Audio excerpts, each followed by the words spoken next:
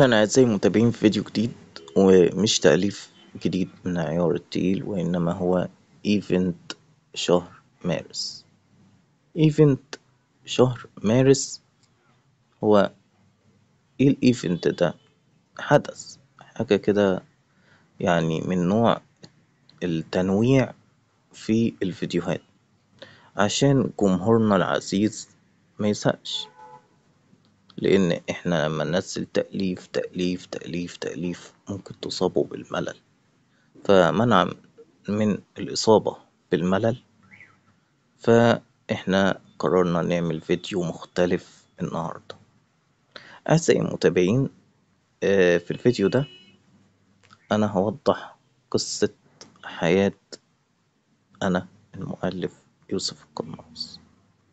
حلقة أو حلقتين بالظبط هيكونوا توضيح لكل تفاصيل كل شيء. يعني عندك توضيح الهدف من وجود القناة، احنا عملنا القناة دي ليه، توضيح حياة المؤلف يوسف القناص، توضيح سبب إنشاء القناة، توضيح كل التفاصيل. هنوضح كل التفاصيل اللي انتوا مش عارفينها، وانا هقول لكم عنها في شرح دلوقتي.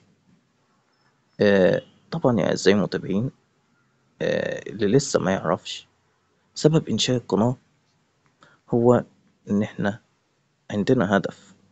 الهدف ده هو دخول مجال الفن، دخول مجال الفن زي ما انت سمعت كده.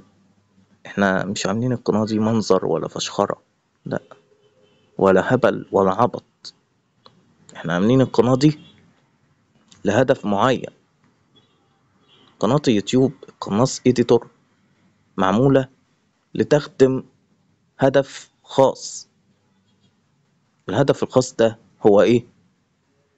هو دخول مجال الشهرة، هو ان اكون سوبر فيموس، ان يكون العالم كله بيتابعني، مش دولة العراق بس. انا بقيت محبوب العراقيين، بس انا عايز اكون محبوب العالم كله، مش العراق فقط. انا عايز اوصل 80 مليون مشترك يا اعزائي المتابعين. ويا ريت يا ريت تدعمونا دايما، واوعوا تنسوا ان الهدف من انشاء القناة كل التفاصيل مشروحة في الفيديو. اشوفكم في فيديو جديد، مع السلامة.